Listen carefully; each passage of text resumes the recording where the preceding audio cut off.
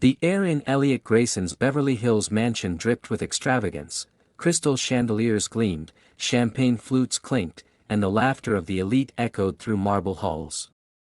Elliot, a 45-year-old tech billionaire with a sharp jawline and sharper ego, stood at the center of his dinner party, commanding attention from CEOs, investors, and socialites. His tailored suit screamed wealth, but his smirk screamed arrogance.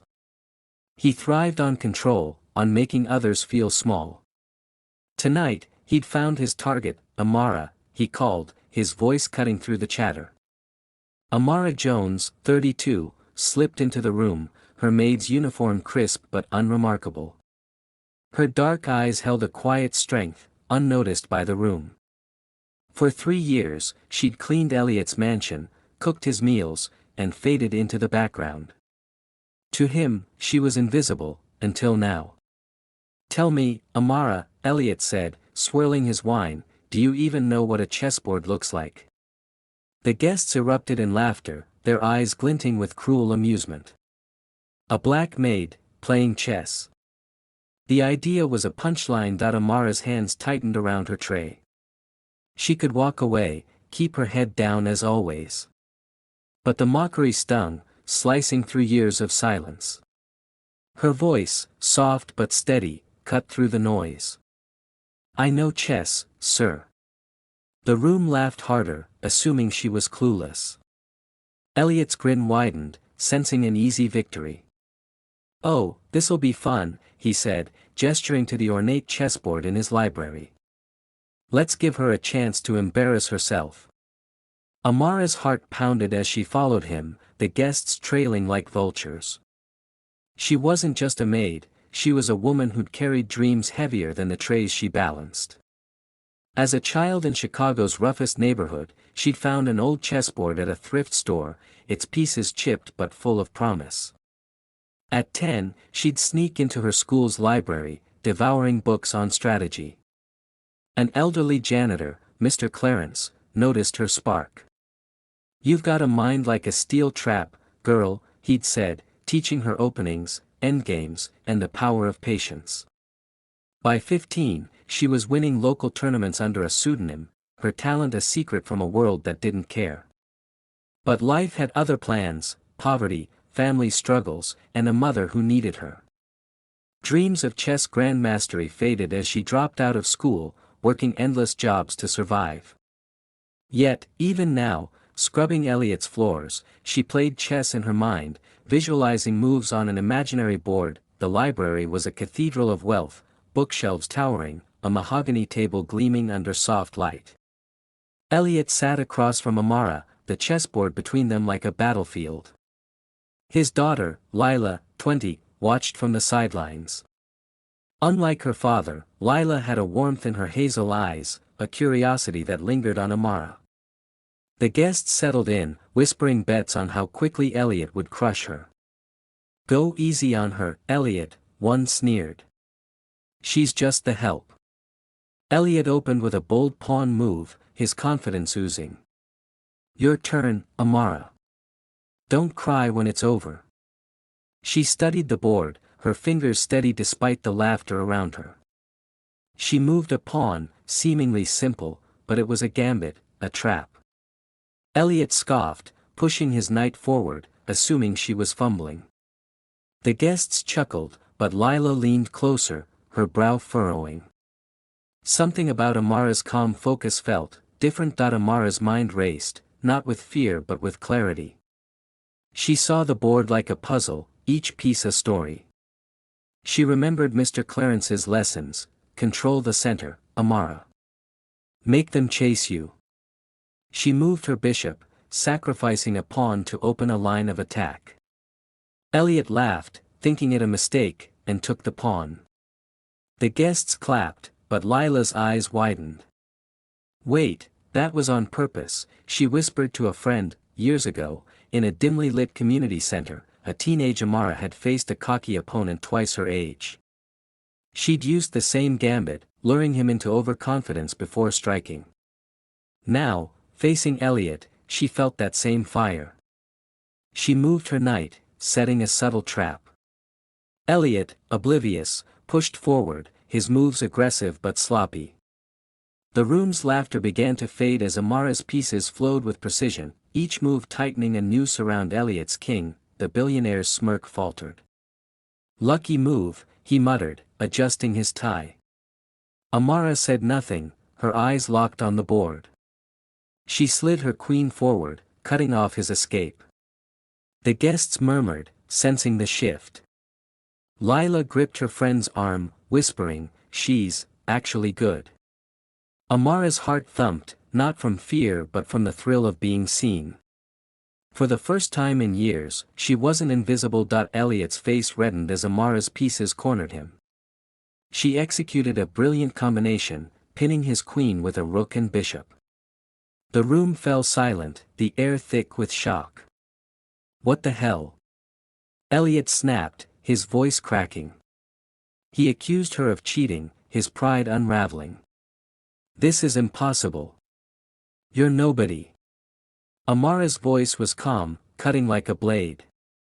"It's just chess, sir. Your move." Lila stepped forward, her voice sharp. "Dad, she's playing fair. Let her finish." The guests were divided, some sneered, still clinging to Elliot's side, while others stared at Amara, whispering, "Who is she?" Amara's mind flashed to Mr. Clarence, his voice echoing, "Your mind is your power. Never let them take it." She saw the checkmate, one move away.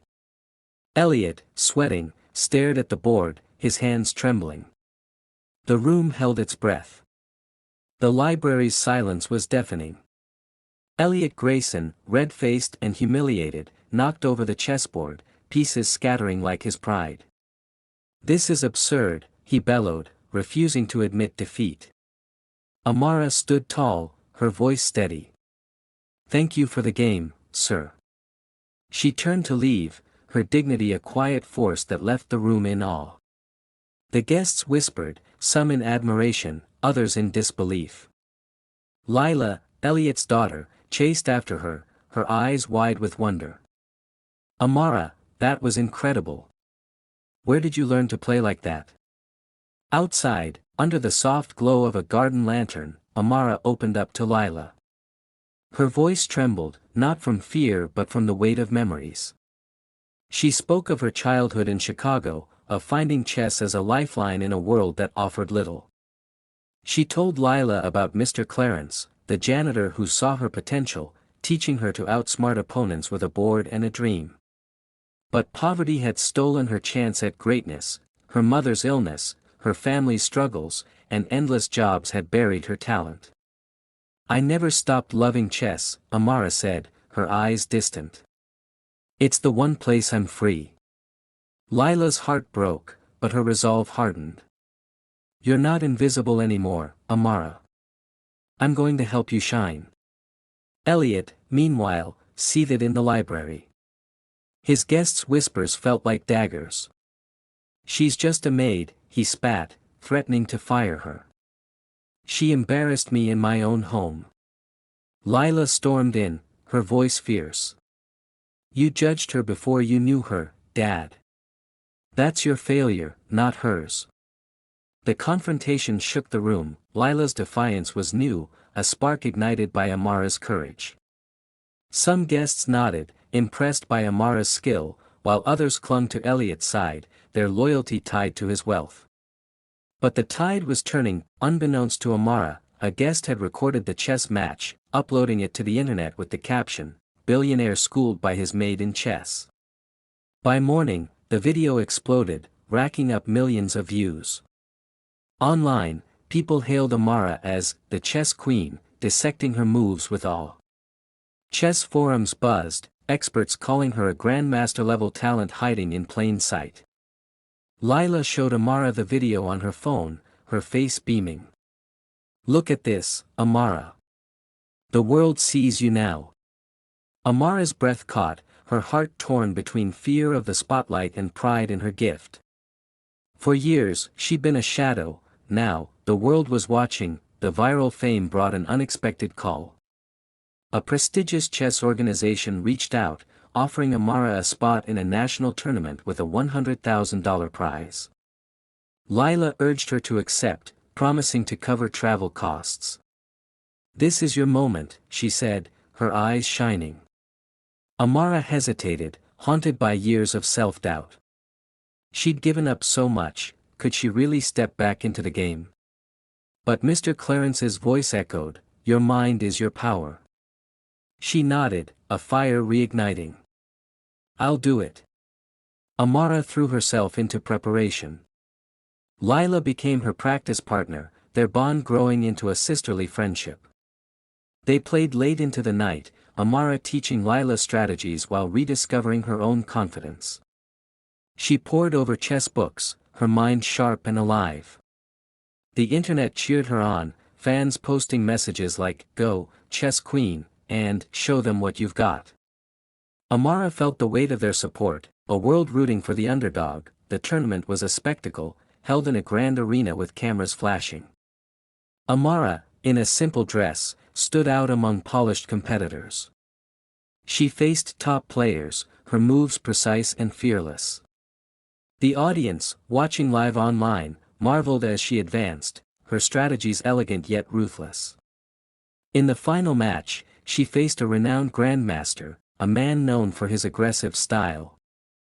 The board was a war zone, but Amara was in her element. She saw the checkmate, a mirror of her game against Elliot, and slid her rook into place. "Checkmate," she said softly. The crowd erupted, chanting her name. Amara, the maid who'd been mocked, was now a champion, clutching a trophy and a check that could change her life. Back home, Amara used her winnings to start a chess academy in her old Chicago neighborhood. Kids with big dreams and small means filled the room, their eyes bright as she taught them. Lila was there for the opening, hugging Amara tightly. "You're the sister I never had," she whispered. Even Elliot, humbled by the viral backlash and Lila's disapproval, showed up. His apology was stiff but sincere. "I was wrong about you, Amara." She forgave him, but her focus was forward. She was no longer his maid, no longer anyone's shadow. In the academy's quiet corner, Amara sat with a young girl, teaching her a knight's move. "Your mind is your power," she said, smiling. The girl grinned, moving her piece with confidence. Amara's journey, from a mocked maid to a beacon of hope, had just begun.